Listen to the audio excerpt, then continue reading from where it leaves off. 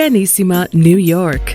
Your exotic skin, hair, and beauty source, and your one-stop shop for all your natural and organic skin and hair care, featuring authentic organic Moroccan oil and prickly pear seed oil and much more. Bringing you only the best, straight from the source and proudly produced in the USA. So what are you waiting for? Shop today at www.arganissima.com. Arganissima, New York. Your beauty is our duty. Coming up next is The Fit and the Fab.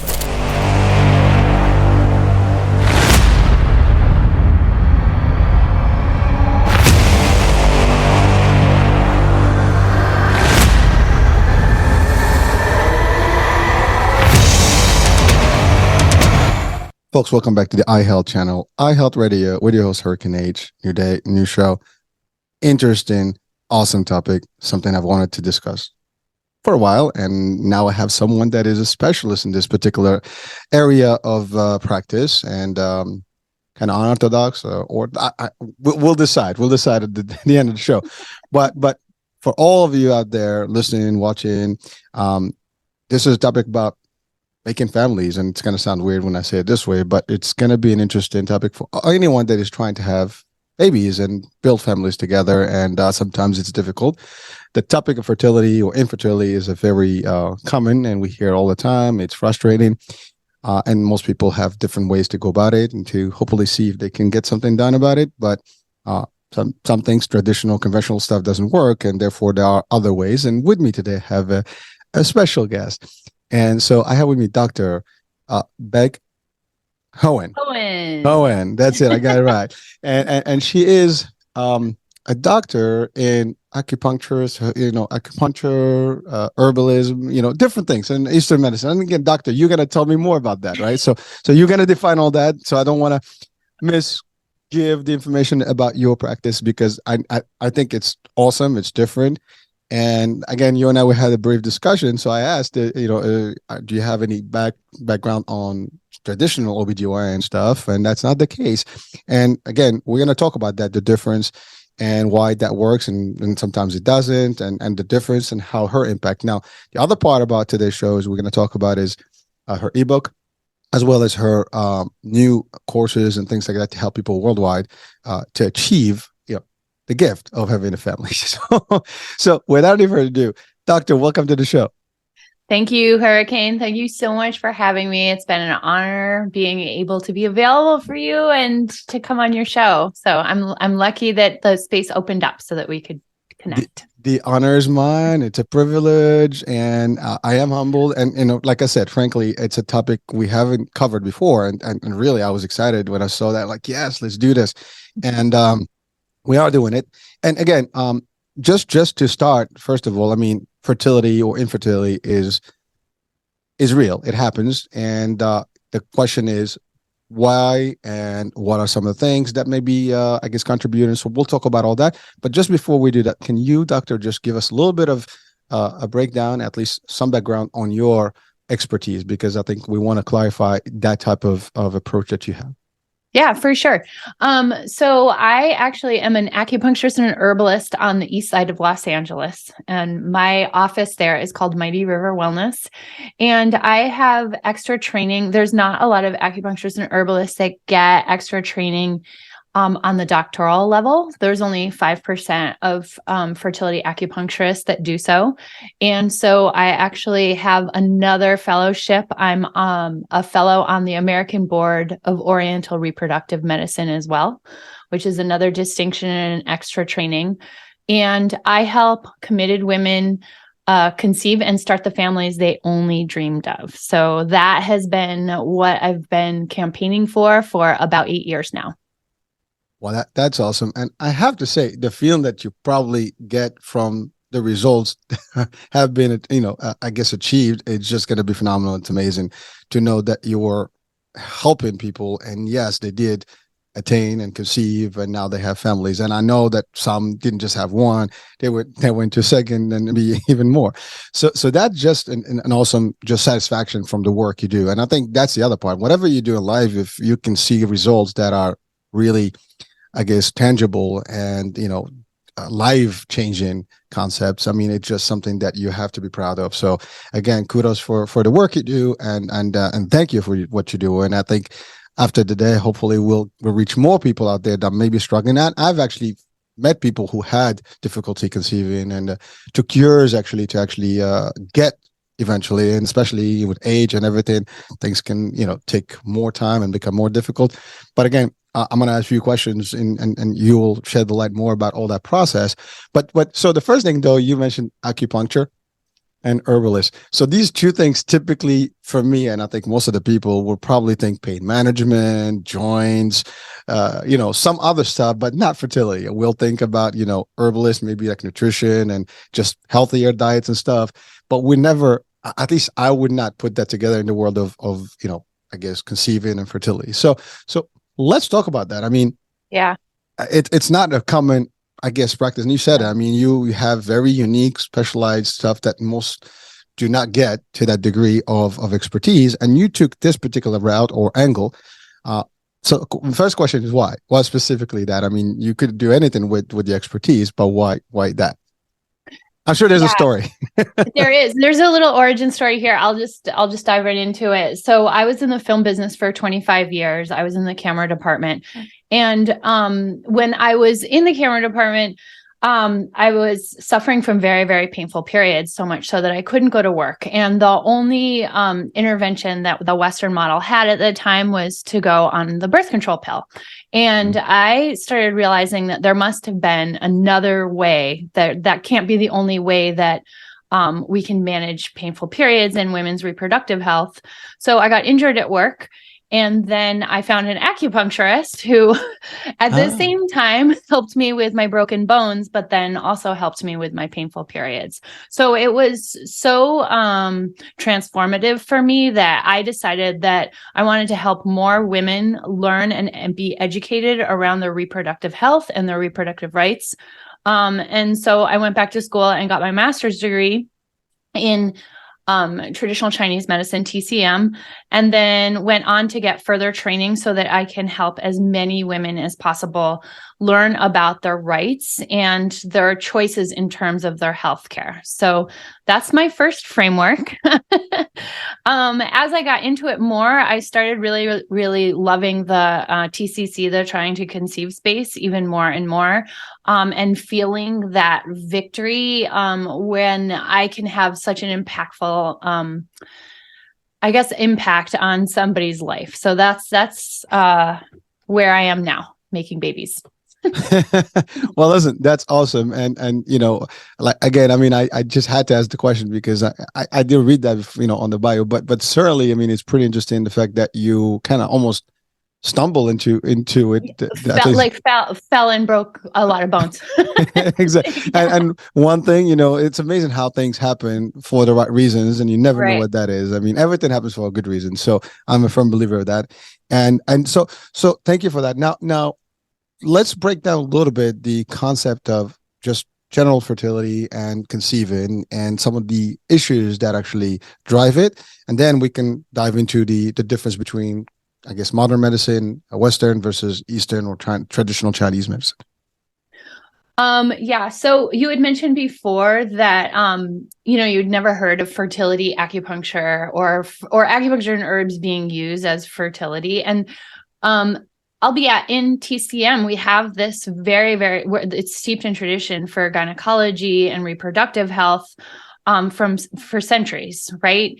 And so it was as a result in the past a couple of decades, we've really, really gotten a lot of RCTs, randomized clinical trials, around the efficacy of herbs and acupuncture, and how they can really, really improve conception. So that has been a very, very powerful shift in our medicine. And I've had the honor of being at the forefront of that for a couple of years now. So there's that piece. that has been really, really great. And then there's also this really, really, it's kind of sad, but globally, infertility is a public health issue, right? So, and this is for a couple of reasons. People are conceiving later in life. So culturally, it has really, really changed. And then our exposure to external environmental factors has really, really impaired our conception over the past couple of years. So we've really, really seen a steady increase in fertility challenges among couples. Does that answer your question? Well, it does. Well, we'll dive more. But so first of all, Yeah. thank you for breaking that down. And you know, I mean, honestly, I can tell you, I mean, just from history, I know that before Western medicine, traditional medicine was the key. Was how Yeah. you went about, going, and definitely herbs and stuff have been used, for centuries, and that's what old medicine did look like. And it changed, but now, I mean, there's all these new approaches, and I guess one of the things is in vitro or IVF kind of concept. That's the more common that we hear about, and people tend to go to fertility clinics and try to do that. But again, combining it and like thinking about it from a acupuncture and herbalist kind of concept, that was not something that I would have connected, as is mentioned. But you mentioned a couple of factors. One is, I guess, people are conceiving later on as opposed to early on. I mean, we know historically people got, I guess, married younger, and they had kids younger, and now people are literally not ready to get married until they're in 30s and maybe some mid 40s or late 30s. And that may be, again, cultural, depends where you are. And then you talked about the environment, which I think that's the other thing. I mean, everything we eat today, everything around us, from the air, the water, the food, it's contaminated somehow, right? And so if you don't mind, doctor, can you just maybe expand on what some of those effects, and how does that process affect I guess, the reproductive system? Yeah. So just like one thing that I highlight in my training as well for this is for example, phthalates, right? So phthalates is what's called an endocrine disruptor. So there are chemicals that we're exposed to even in our household chemicals or chemical cleaning products that can lower sperm count, and also can disrupt the endocrine system and the estrogen levels in our bodies. So those can really, really slow down reproductive function considerably. So, for example, a phthalate is something that is in a laundry detergent, and you're wearing those clothes all day, right? So, a phthalate is something that can lower sperm counts and sperm health overall. So that can really, really impede. Male factor is a huge deal too. It comprises 35% of all infertility challenges.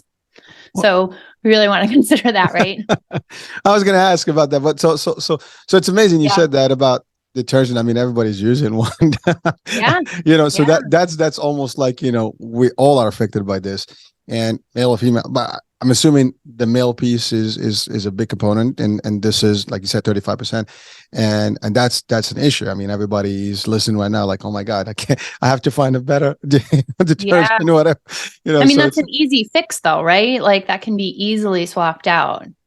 Well, again, you got to find the right things, and again, not knowing about phthalates, you may not be looking for that. You got to know what the cause is to be able to do it.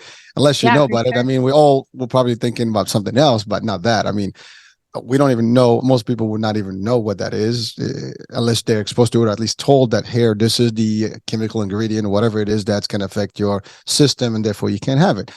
Now, is it only in detergent, or can it be found in other things? It's a lot of the main endocrine disruptors in the home are cleaning products, right? So chances are, if you have something that has a scent in it, there's more than likely some degree of chemical that is creating that scent. That is also there's something called a xenoestrogen, and a xenoestrogen will park on an estrogen receptor site on the cell, and it'll just sit there and not do anything. It's not very productive. So then the cell is not getting the estrogen to potentiate that action on a cellular level. And so as a result, it's sending feedback back to the brain that there is no estrogen, right? So then the brain sends down more estrogen. And so there's more circulating estrogen in the bloodstream. This is a little bit more granular than our talk today, but We don't want any chemical exposure that can disrupt reproductive health, basically, because we want the hormones to be as balanced as possible when we're going into trying to conceive so that we can enjoy a strong conception. Well, thank you. I mean, and I appreciate going a little bit on the detail, but really, I mean, that's scary to hear it because it almost sounds like everything around us has an effect and an impact. I mean, I don't think there's anything in our household these days that doesn't have a scent, and we use chemicals left and right, and that's just at home. I mean, you go to work, you use the similar stuff. It's surrounding you. I mean, now, after post-pandemic, I mean, there's a lot of cleaning supplies and things to kind of almost disinfect everything, but we don't know what's in there, and you never know because you're asking like, what type of ingredients you've used in this place. So the exposure is just a higher level. And again, I guess that varies from country to country and whatever they use. But at the end of the day, I think it's pretty common worldwide these days that these are the things that you find in any supermarket or any place where you buy or like live surfaces, when you shop for household stuff. So that's pretty scary. Now, are there any pre-genetic concepts that can affect these things? I'm assuming there's got to be some level of genetic input in terms of whether the conceiving happens or not, and whether there are, I guess, limitations. Yeah, if there are genetic, so there definitely are, and we're seeing more and more of them. This is one of the powers of IVF, which you mentioned previously, is that if you do go through an IVF cycle, one of the powers of going through that is that you can do pre-genetic screening. So you can have, once you have a viable embryo, you can send it to a lab that can test for pre-genetic issues that may arise, so that before you do a transfer, which is a second kind of component of IVF, you're able to know with a little bit more ease and peace of mind that you are putting in a genetically viable embryo. So it's a little different than natural conception. And we can see that this kind of links to your last question in regards to toxic external environmental factors and toxic exposure.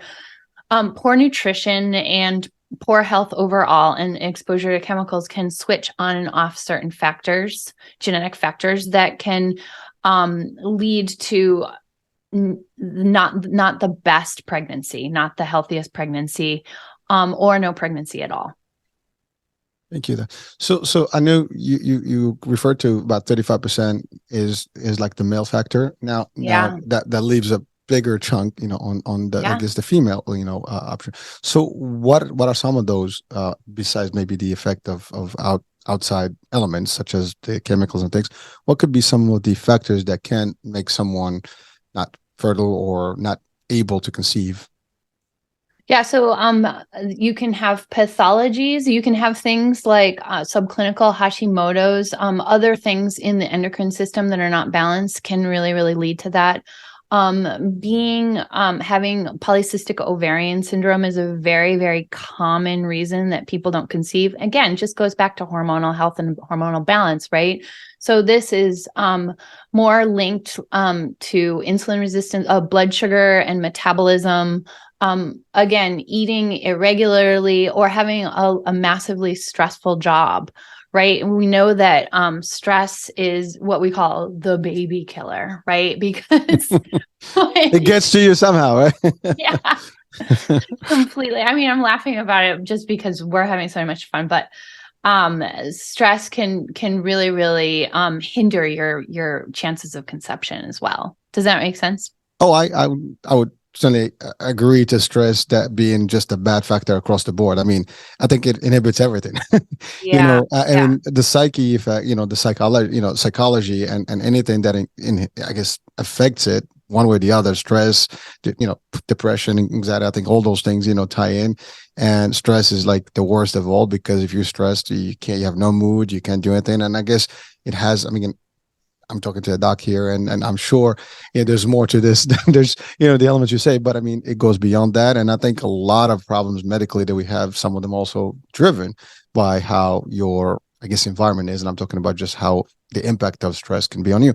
And I think we are all subjected to stress these days. Doesn't matter whether it's the news that we watch, whether it's the things that we hear about or things we go through or work, as you said, most of us probably are doing jobs that are not happy about. And therefore we are just going, and then it's just the pressure. You got to pay the bills and so on and so forth. And therefore you put extra stress that can just impact you one way. And again, we don't even calculate that risk until we hear about this. Like, oh my God, this can affect me not even having babies.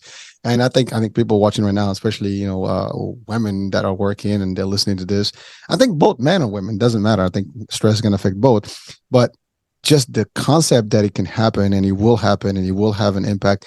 It's amazing. And everything we do today is highly impactful in terms of stress. I don't think of many people that don't have the ability to just work with no elements of stress. The few, I guess, and the lucky ones. So, all right. So stress. Now, anything else in terms of just the reproductive system itself? Just the anatomy, the makeup, or maybe defects that can be like born kind of concepts. Yeah. So there's two things that usually that can occur. So the one thing is, just to go back to male factor just for a hot second, Please. Is we're seeing a lot more of change pathologies among sperm health. So it's really, really interesting to kind of put a nod here just for you and myself's conversation. So according to the World Health Organization has lowered the bar on sperm health overall globally in the past couple of years, right? And so that means to us is that just because the semen analysis looks fine based on this current present day criteria, it would be considered, a person would be deemed infertile a couple of decades ago. So that's a big deal, right? If you think about it. So men are, when you do have a semen analysis, think about this in terms of somebody just going in and saying, okay, cool, the labs are fine, I'm fine, that's okay, right? So like, listen, I would do it too. I'm a horrible health, like for my own health, I don't follow directions and I don't listen very much. So I would totally and completely be the same way, right? If a doctor says that your labs are fine, then you're just going to keep eating Fritos. Really, seriously, right? So we have to kind of start working on that education piece foundationally with people and start really talking about that's not creating your best genetic representation when you are trying to conceive table. So that's the first piece. The second piece that are just some basic lab workups that you should start considering is just getting a day 3 fertility panel with your doctor as soon as possible, right? So that just gives you a really, really accurate dashboard of where you stand. And I think that it's just a really, really foundational piece. And the third piece is to just kind of look through the reproductive tract structurally with your OBGYN and make sure that it's all clear. There's a really, really specific test you can do called an HSG, and that just shows you if there are any of the if there's a blockage or anything in the fallopian tube. And you kind of want to lead with that, right? Like if I was going through like, okay, I'm about to try to conceive in 2 to 3 months and I want to do some prep to really, really put my best genes forward. Those are some elements that I would kind of start considering right off the bat so that when you are ready to actually conceive, that you have some rule out power behind that. Thank you. So a couple of things. I mean, this topic is very special because it can cause harm in terms of the family piece, right? Yeah. Many people tend to, if they don't have kids, whatever, they can end up in divorce. It can be more, problematic that way. And but I think society-wise, we have other factors. Maybe I'm not sure if they have, an actual importance, but alcohol, drugs, smoking. Is there any relationship? Is there any effect of those into your fertility or lack of? And again, just because I know a lot of people are probably just consuming alcohol as a free thing. It's party time, right? I mean, weekends and, every day. We had the joke earlier, right, about the drinks. So it's pretty common, but people do go out and just, especially at the young age. I mean, college days, pretty fun, and everybody goes nuts about that. And, all the stuff that you're not supposed to have, you have. And now we have, you got drugs, you got all kind of stuff. Drugs. I mean, I'm not talking, there's the medicinal drugs, there's the non-drugs, and there's like just the cannabis and whatever. But whatever it is, what are some of those that we really have to be careful about? At least someone is listening, or at least they're expecting to have a family, what they should avoid at this point, at early on, if they can. I mean, certainly it doesn't matter what time it is in your life. You could be in the 30s, the 40s, or even early 20s. And but if you're aware, you might be able to plan properly and maybe avoid certain things, and not wait to the end, to the last minute, and then try to figure out a solution, which could be sometimes too late. And I think a lot of us, we wait till the last minute and like, oops, oh, I did all this, now what? And then that's when you scramble, and it may not work out. Now here you go, you have a relationship, trying to have a family, it's not working, it causes problems, and now you don't have a family.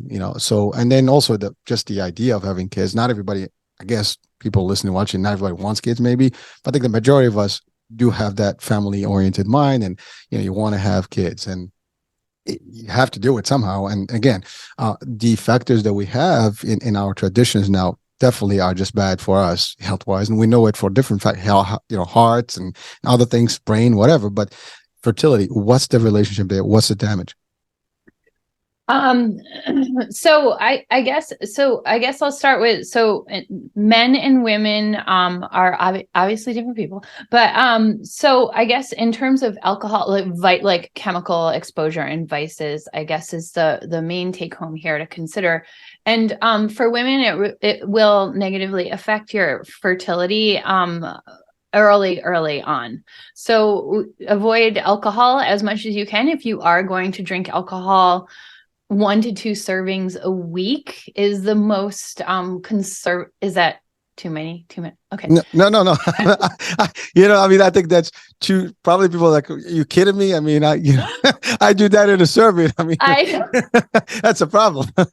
Well, so in later life, we do know that there's very, very hard data that over 1 to 2 servings a week for a woman over a certain age will lead to propensity for estrogenic driving cancers. So that in and of itself should be something that encourages you to stop drinking as soon as possible. And then obviously we talked about chemical exposure. Obviously, smoking, yes, that is very, very damaging for your reproductive health. I would stop that as soon as you can. But, in general, we really, really want you to stay with a very, very comprehensively healthy framework. So we really want, and also start empowering yourself to really start tracking your cycle as a female. So this means not to use a phone app, but to use something like a basal body temperature chart, which is in my guide that I gave to your listeners.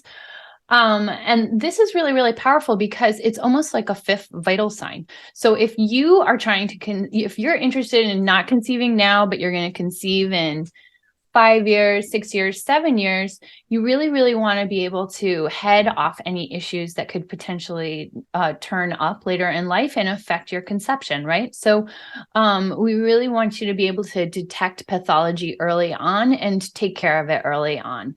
So that would be my main advice. And then for men and sperm health, it's basically the same thing. There is no direct correlation to drinking and sperm health.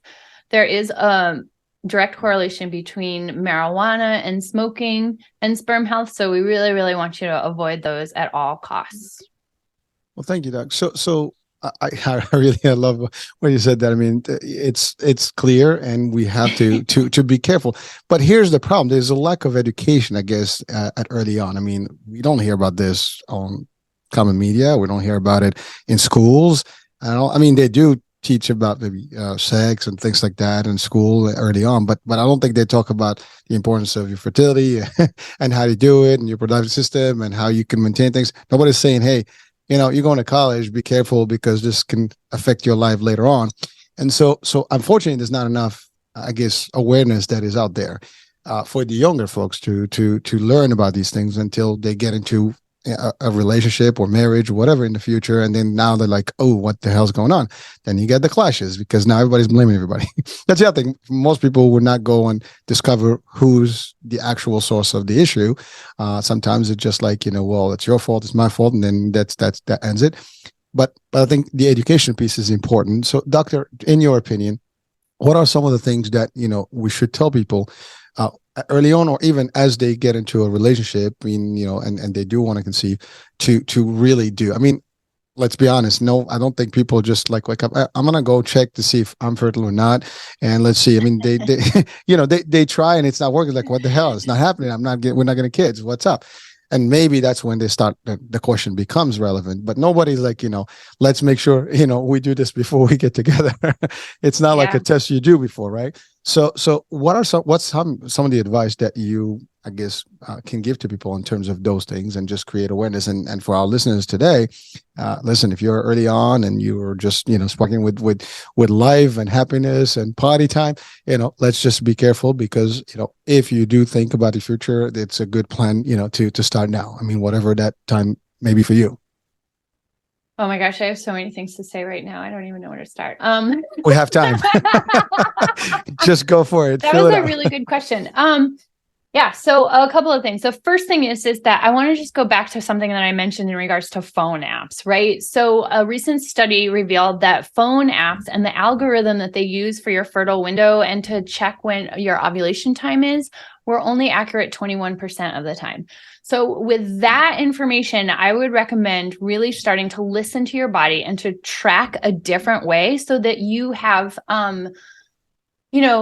a digital report card or some sort of report card of what your hormone health looks like early on, right? And so again, this is going back to detecting pathology early on so that you can make adjustments and preserve your fertility. So there's that kind of notion. And then also I would say, start looking beyond the confines of your conventional medicine framework around your reproductive health. This makes me really, really excited and light up inside because there is not just, I hear it all the time in my office with couples that are trying to conceive. And it sounds like this narrative, which I think is really, really broken and defective. So they put a 14-year-old or a 15-year-old on the pill because they have painful periods, they have massive amounts of acne and mood swings, or other things that instead of trying to get to the root cause of the issue, they're masking the problem. So then that woman goes out through the world and doesn't even think once about her hormone health or her reproductive health or her fertility, to your point, right? So then they get a massively stressful job. They're a working professional. Culturally, they're supposed to really, really succeed in their sector before they start to get married and settle down and have children. I mean, this is a Western framework, but, and then all of a sudden they decide to go off the pill. What's the big deal? They'll just go off the pill and get pregnant, right? And they have no idea about ovulation. They have no idea how to balance their hormones. And their OBGYN or their medical provider is potentially just saying, well, that's no big deal if you can't conceive. You just have a lot of sex, right? And if you don't conceive in the next couple of months, we'll just put you on some Clomid, right? And so then that person is on Clomid and using that medical intervention for that, right? And then if they're not conceiving, then they go back to the OBGYN and say, well, what's the big deal? You'll just go to IVF. So all of a sudden, we are leading people down a pathway that they didn't really stop to try to get other information, right? And look beyond the confines of conventional medicine into the periphery of alternative healthcare.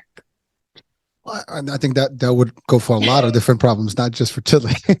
Oh yeah, I know. I'm sorry. Yes, I only think of fertility. No. But they have very blinders on. Sorry. No, not at all. I think it's a very powerful point. But the idea, I mean, people watching and listening right now, I mean, just remember something. We're talking about fertility here and your reproductive health and all the stuff, but that same concept applies to everything else in your health. And if you're not aware and you're not actually getting the right information or seeking alternative, solutions when conventional doesn't work, that can still be a problem, right? So again, it's all about education and awareness and just enlightenment. I mean, we have to do more research. We have to know what we owe. And I love how you broke it down. I mean, you got to go through life. You got to be successful before. I mean, now it's just the economies of scales are, different. The world is different. Back in the days, you get married at a younger age. It doesn't matter. You make it together. You sacrifice, you work, and you build. Now, if you're not stable and everybody is where they need to be financially and everybody's like pulling, it's again, I got to have my thing. You got to have yours. And now you can, but that's years later. And like to your point, stress has happened. Everything else happened. You're talking about the pill. That's again, that affects hormones. And so therefore you already kind of broke down your cycles, and it's like your machine is going on one way and all of a sudden you stop and now you're expecting, it's like, withdrawal.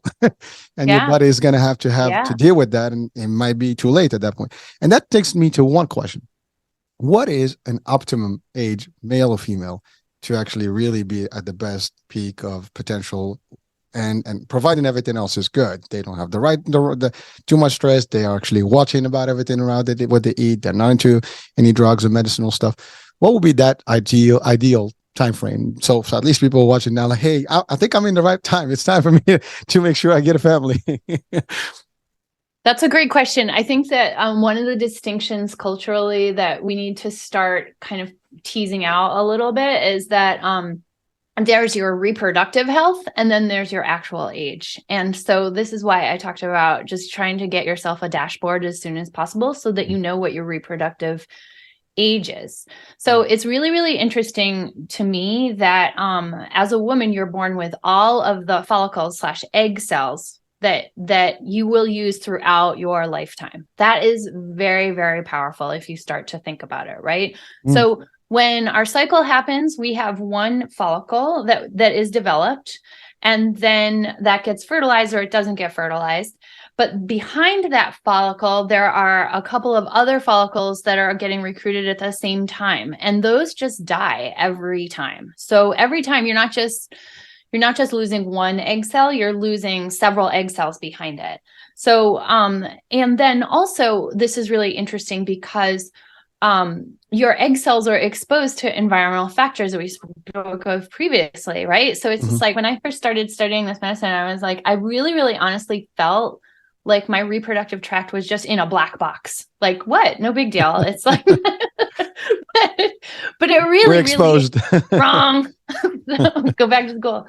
So it really, really is exposed to lymph and the circulatory system and everything. So you're getting that exposure. So over time, this is why we explain that your egg quality can degrade over time. And now obviously, like we spoke about, like being in your 20s and not really thinking about your reproductive health. If you start getting on a track to just be generally healthy, healthier, right? Obviously, your reproductive health is going to be better later on in life, right? So, but we all don't live in a bubble. So that is maybe not realistic for everyone. Sure. Well, so thank you. So the age is going to happen. It's a factor. There's nothing we can do about it. Unfortunately, I mean, unless we're not here, but so as long as we live, we're going to age. And so there is a time frame, to your point, where it gets harder and harder and harder.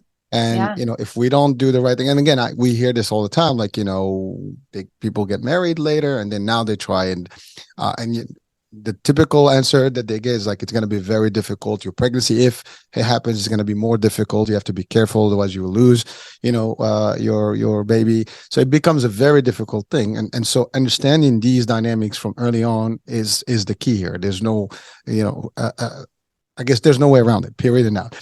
And then you mentioned something about if you do the right things to stay healthier or have a healthier lifestyle, that's going to definitely increase your chances of having the potential of conceiving, children and having family and having happy life. By the way, we're not defining that equates, happy. I mean, in a good world, yes, but doesn't mean necessarily that's the case. So we're going to park that one to the side.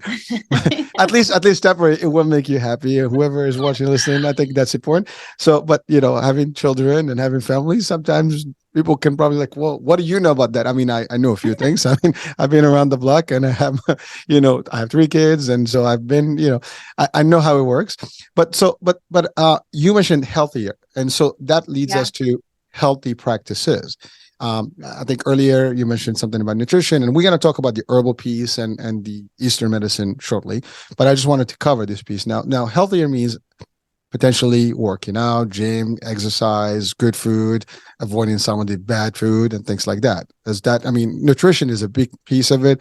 Wellness and fitness, I think, is the next piece, right?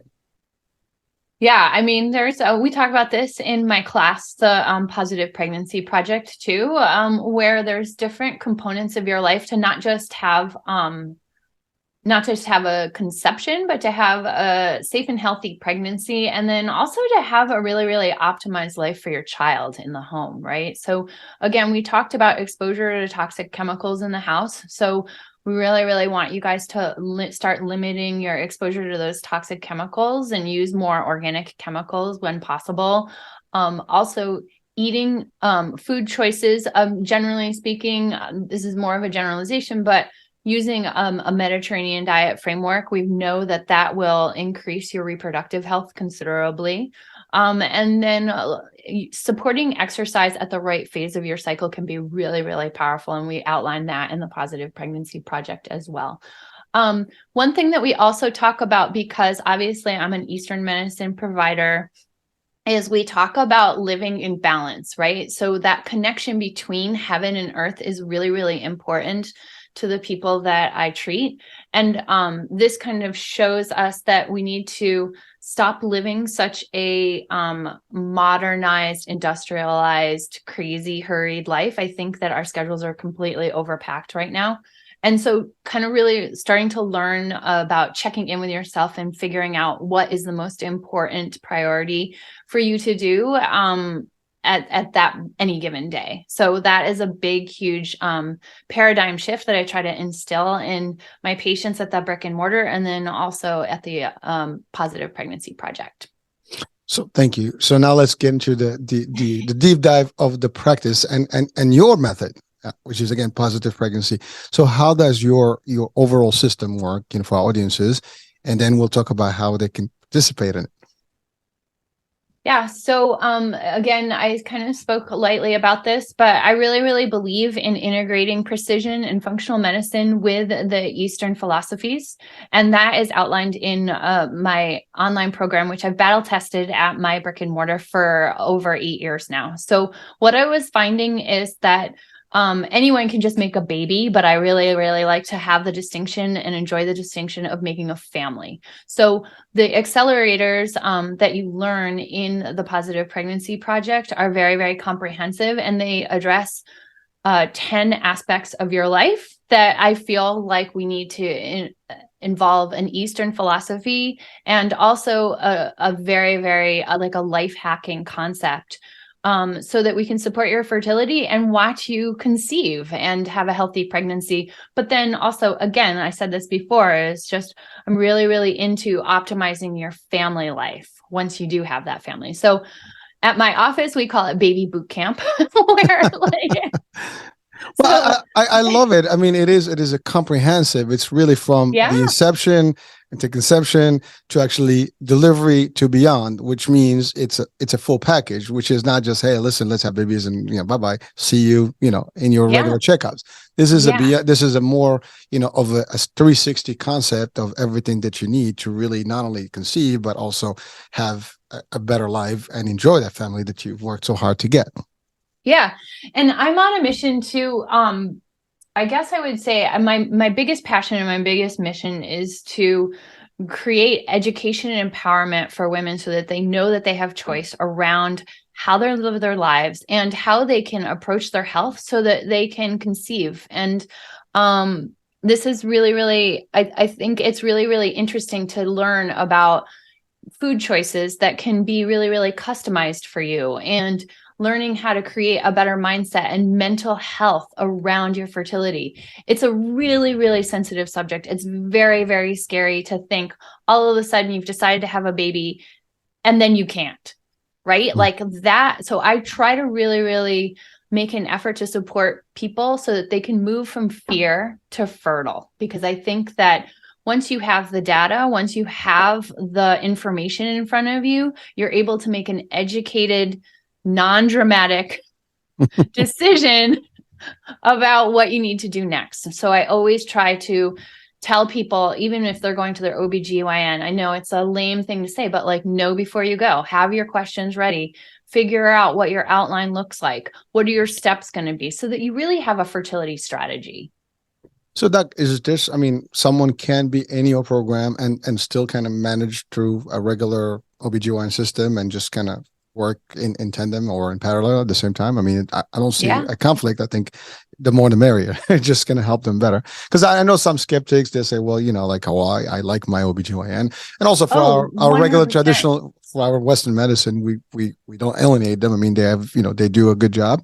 And again, these are alternative options that can give people more chances. So I wanted to make that point clear because I love your system and I love what you said about the balance, because to your point, we live a very difficult, I guess, stages of our lives these days. There's the pace that we go is just completely off. And I mean, it varies from country to country.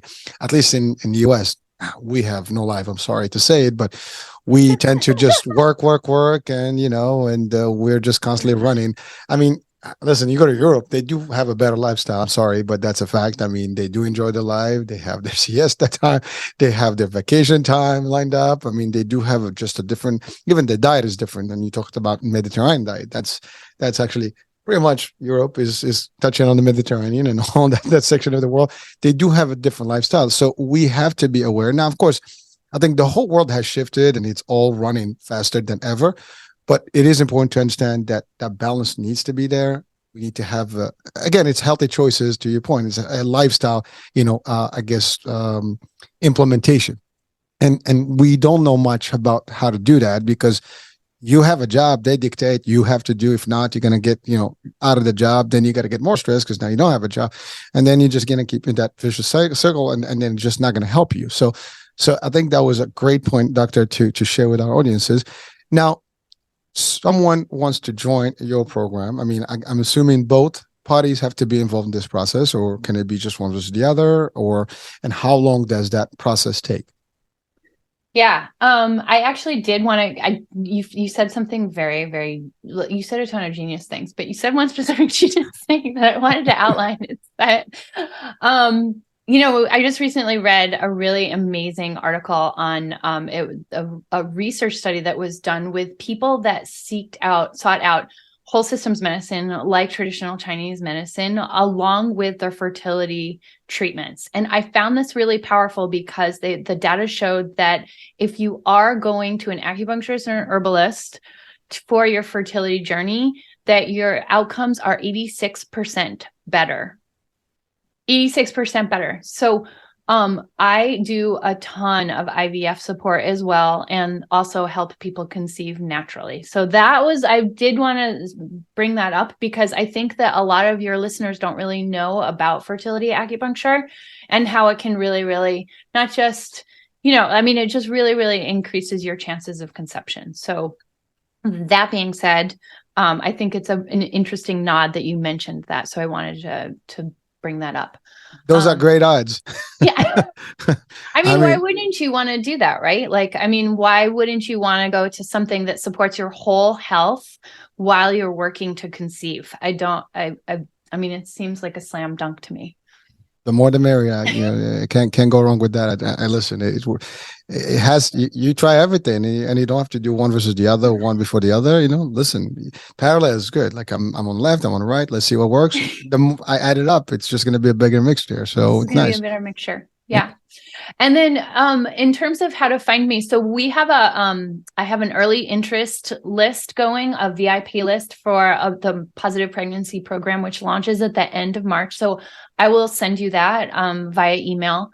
And then also you can always find us on Instagram at Achieve Fertility Courses, because I'm going to be doing a ton of course series around postpartum care and also IVF support and just getting your body ready to conceive early on. So there's just going to be a whole entire series, and that's on Instagram, Achieve Fertility Courses.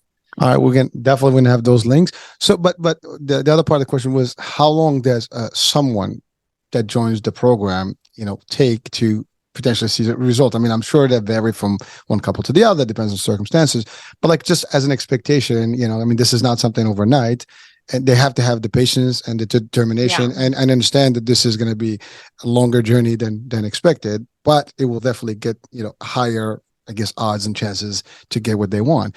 And I love the idea that's post, all this, because I think that's the other part, because I'm sure that newly parents usually have fear, and they're like, oh my god, how do we do this now, that all the excitement, now we got a baby, but now how to deal with that later on, that could be a challenge. So I think that education of what the expectation should be, I think that's an awesome piece.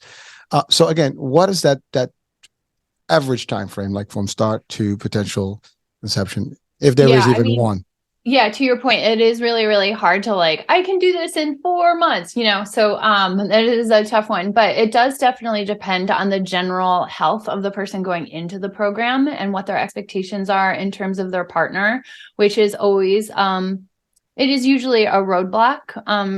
And so how receptive they are is always really something that we kind of would come up against frequently. But generally speaking, we see people conceive around in 8 to 12 months, I think, is a really, really general framework.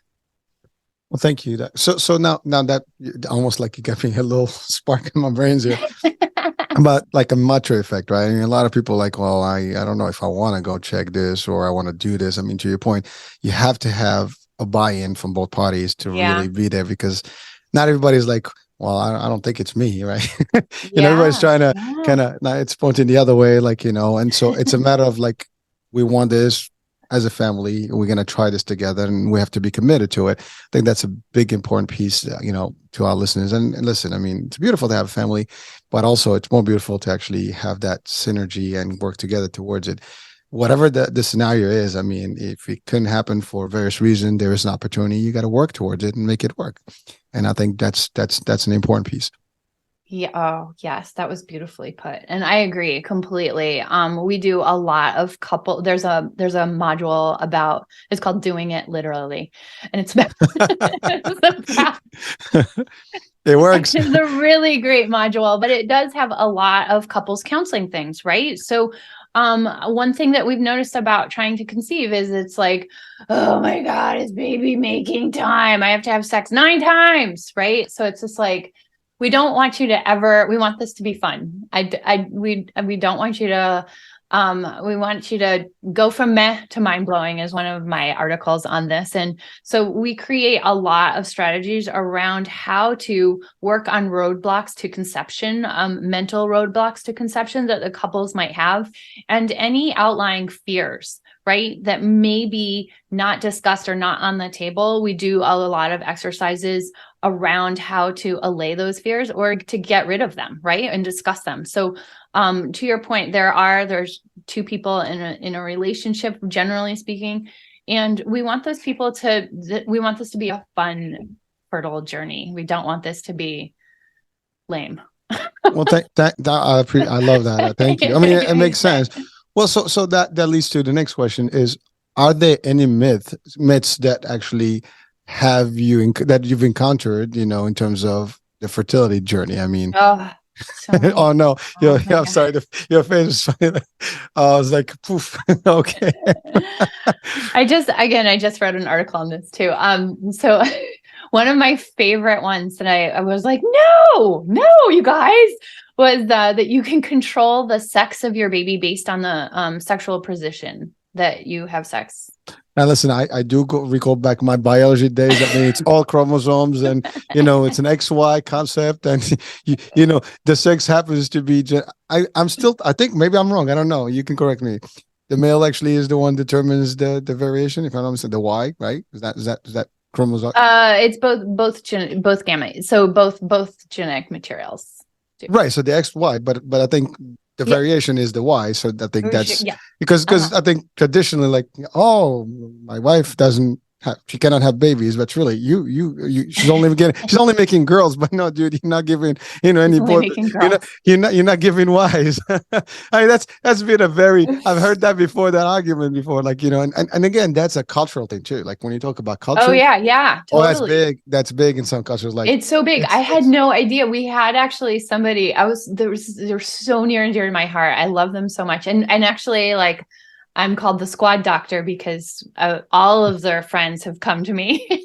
So works. one of them came in and she was like, my husband and I have talked about it and we need to make a boy first. Can you do that? And I was like, at the time it was kind of embarrassing because that whole year, not embarrassing, but I was like, yeah, we'll get right. But our stats were leaning at the office towards we were just making girls.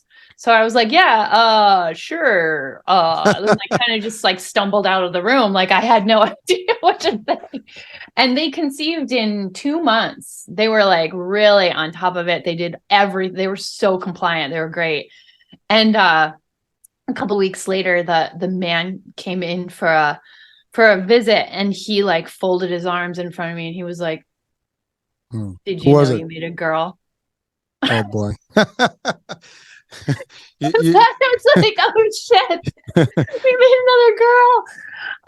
But yeah, so well, first of all, there's no difference. We can't do it all. It's not a magic wand, people. But well, I think the reason I asked that because I know that's a big, concept where people always question, like, well, do we want a girl versus a boy? I mean, yeah, those are things that are determined by multiple factors. Which is fine. It's fine, but then that's where we have the dialogue around IVF, right? And so that is another really, really great perk of IVF. I think that a lot of fertility acupuncturists kind of poo-poo IVF. And I think that it's a really, really great option that we have the technology in our current culture that we can do that. It's so powerful. And I support people all the time that are like, hey, I really, really want a boy first. And it's like, okay, you want a boy first, you have to go to someone that has so that you can check the sex of the baby with an embryologist and like make sure that you transfer that one. So we can do it. You can do it. Well, it's chromo. That's what I'm saying. It's chromosomes. It's amazing. If you can make the right combo, you're gonna have XYZ. But that's what now again, we mentioned IVF, so we are talking about in vitro, right? That's what we're referring to. Yeah, okay. Yeah. Just to make sure for the audiences, as a definition. All right. Now, so I guess we did. Now, in terms of religion beliefs, what are some of did you encounter any difficulties when it comes to a religion concept or even culture? I haven't. I live in Los Angeles. And even online in the online space, I don't come across a lot of religious roadblocks, so to speak. I'm pretty lacking in that topic, actually. No, well, the reason I'm asking is I think if from a religious world, there's probably more resistance on the IVF concept than natural. Oh, wow! I didn't even think of that. Yeah, because I think a lot of I guess more religious groups will probably not shy away from the in vitro concept, or they want natural birth and conception, and therefore that may not be probably be frowned upon, as opposed to like maybe. So basically what I'm saying is that your formula is almost the ideal for people that don't believe in that, and therefore they can have the fertility and stuff through a more natural concept. And then, of course, there's always the belief that it's a gift, and so that also adds up to the factor. But obviously, in most of the context of religion, you still have the idea that you have to take action, and so the action is to seek the help, to get some traction in terms of the food and the herbs and maybe the acupuncture concept. So those are things that sometimes. That's why I asked the question, because I think for audiences, some people will be like, because again, our show goes all over the world and literally touches different cultures. So I just want to make sure I gauge that for anybody else watching somewhere where they might have difficulty accepting one concept. The idea is that you have this and it's not taboo because it's really just you doing, your natural aspect of it through guidance and potential use of, certain herbs and acupuncture practice. So I think, am I getting that right though? No, yeah, you are. I would say, I'm so sorry. I'm so lacking on the topic. I'm very, very one directional in terms of my belief system is such that I believe that every person that wants to have a baby and start a family deserves that chance. And I think I'm very willing to die on that sword. Like I think that it is it's a reproductive right to have a baby and make choices around your personal reproductive health. So again, I live in California. I don't have that many I haven't come across a lot of those roadblocks and had that experience, but I believe however we have to get it done, we're going to do it. I don't really have like religious or political views about it. Like I'm just there. I'm a doctor, so I'm just there for the person in front of me to support them however they want to make a choice. Well, again, for the online purpose, I mean, that probably going to change because now it reaches different people, and therefore the approach is going to be different. Yeah. So I've never I thought it was a great question. I was like, oh, I don't know how to answer that one. Listen, I think we clarified it because to your point, it's very natural. And so again, it's just clarifying that your practice is going to help, anyone that has that drive and wants to have kids. And yes, if it's meant to happen, there's a good chance it's going to happen. I mean, it's a higher, odds, and that's it. Now, you mentioned early on something about, I guess, regulation or legislation and things like the rights. I think there was a component there that you mentioned.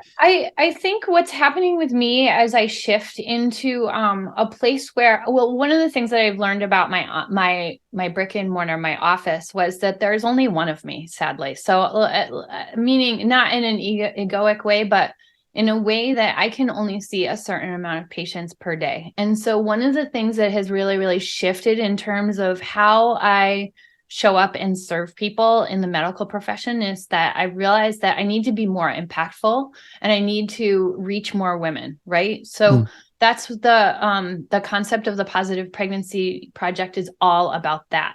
But then I started thinking about it once I started developing the course, and I thought, how can I even create more access, more provide to more women around education and empowerment and learning that. And I think that one of my next couple of steps is going to be to start working in the lobbying sector and trying to be more of an ambassador and a representative of reproductive health.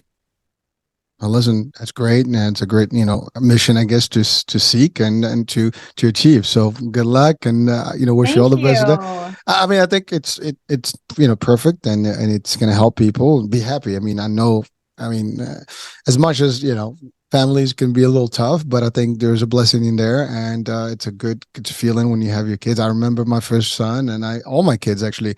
I was there. I cut the umbilical cord. I mean, it was one of those. It was one of those moments that I can literally even hear that moment of that cutting those things, and just the moment when the kids, like my first son. I mean, I cried. It was just a unique experience, and so I know how it is. I mean, and listen, they're tough kids as you grow, so it's not going to be a picnic, but it's a blessing, and there's a lot of ways to admire and to enjoy that life, and I mean, I think everybody. If you can, and you have, and there is the ability to actually help, achieve your, I guess, family goals and have children, please do. And I think there's nothing wrong with that.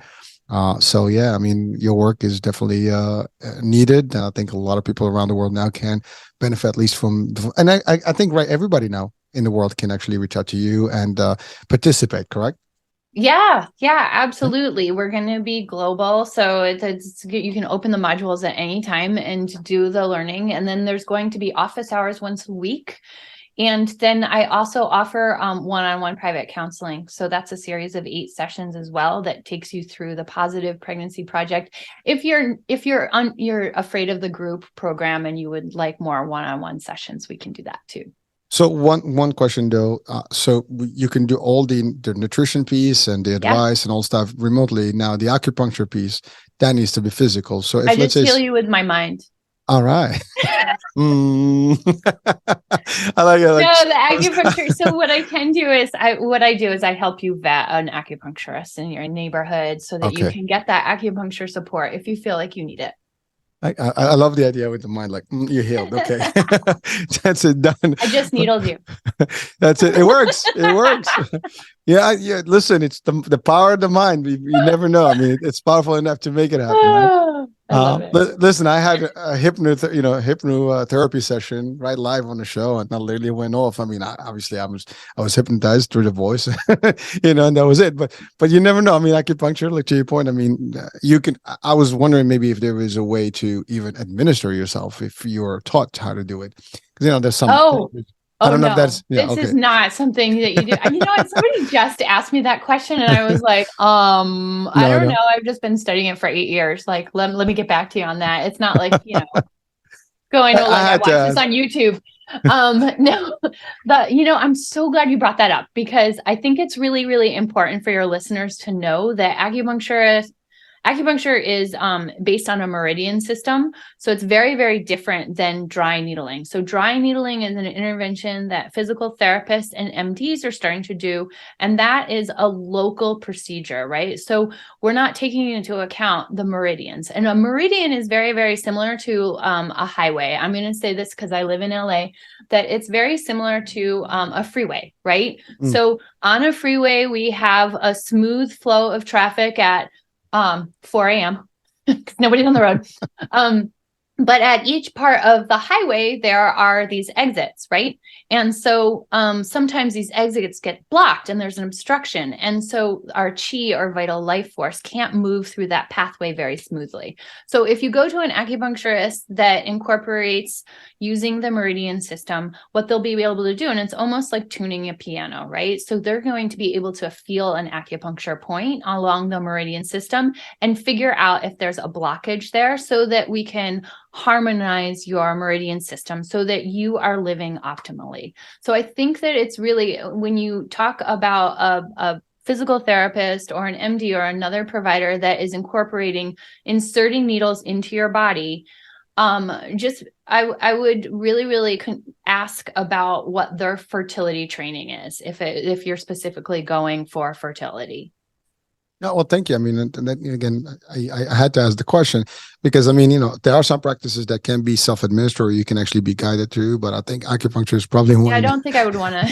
Yeah. And then the other piece of this too, Hurricane, that we didn't talk about is the acupuncture and the herbs, right? So, we got time. Go ahead. when you think about acupuncture care and traditional Chinese medicine, you really, really want to start thinking about acupuncture is like the salt, and then the herbs are like the pepper, right? So they are synergistically working together. So acupuncture is very, very powerful by itself, but the herbs are this really, really transformative energetics, and those reinforce the point selection in your treatments. And it's really, really important to not only go to somebody that knows how to amplify the energetics of the point selection in your acupuncture treatment, along with the herb selection that they're going to put you on. But then for the patient, it's really important for you to take your herbs because a lot of people don't, right? And so one can exist without the other, but we want to start thinking about the yin and the yang of your medical treatment, right? So we want to think about those in perfect balance. Well, thank you. And so that leads us to the following question. The herbs. Are these consumed in terms of like maybe teas or like in food or like, some sort of a, I guess preparation that is unique that has a certain recipe? How does that, work? And I mean, let's say I was one of the clients and I have to get started. How do I expect this? Because I mean, when you think herbs, I mean, we think about just a lot of stuff, and how do we take them? I mean, we, and also how do you find them? Because some places may, I mean, that could be, or the cost sometimes can be also a factor. So, yeah. So now you're just, now we're getting into my love language. So, all right. Perfect. So you want to make sure that, so there's a couple of ways to take herbs, right? So there's granules, which is a pressed powder. You can have pills. You can do raw herbs, which are very, very powerful, and you can brew your own tea at home. And that, to your point, gets very cost prohibitive over time. And then there's also tinctures and extracts. So it just depends like what the delivery system is that you're comfortable with and what your herbalist has in their pharmacy. But there's a couple of things that you can do. So Generally speaking, you can do what's called a patent, which is based on a very, very historical formula that we know is proven over time in our medicine, which is centuries old. And then you can always order those online, and that's a very, very easy way to get those. Or you can go to an herbalist, which can they can customize the herbs for where you are in your cycle or what your constitution is at that time. So that's very, very powerful if you have somebody looking over your shoulder like that. Is there any way like someone can grow their own herbs? I mean, I'm just curious. I thought you never asked. I do grow my own herbs. So okay, good. So I'm not crazy. Yeah, perfect. No, so I have a garden, so I grow my herbs so that I can really, really learn about what the plant is doing and the energetics of the plant. I think by the time you grew the massive amounts that you would need to create a tincture and distill those yourself, it would get a little cost prohibitive again, and also take a lot of your time up. So it's best to kind of stick with what is available online, or with somebody. Some people can do online health herbal consults. So that can be a really, really powerful way to get the herbs that you need as well. And I'm assuming through the program, you will guide people, depending where they are, as to what the herbs that they can use, what frequency, and mixtures and all that. So I love it. Okay, well, I think we've covered it all. I think we did, yeah. So yeah, I'll definitely have the links to your site and where people can actually go and inquire about information, and also sign up and maybe get the ebook and all that good stuff. So yeah, definitely that's going to happen. So we're about the end of the show. So doctor, what is maybe some key advice to just, share with our audiences before we close the show today?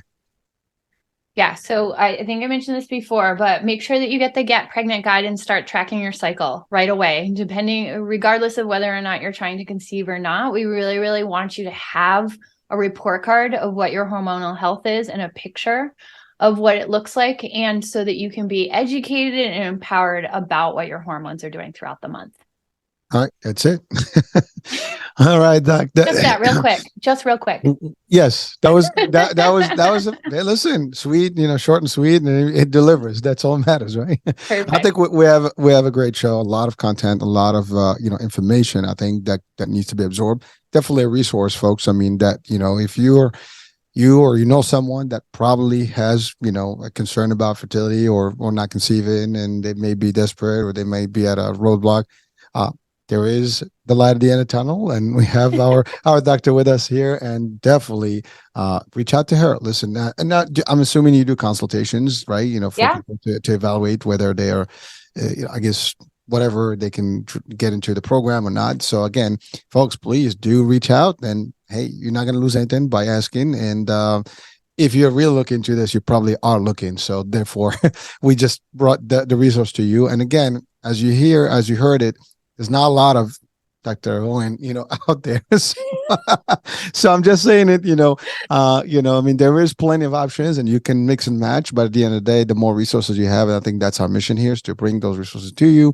And hopefully you can have the life and just be thankful and blessed and just enjoy your life. So that's all that matters.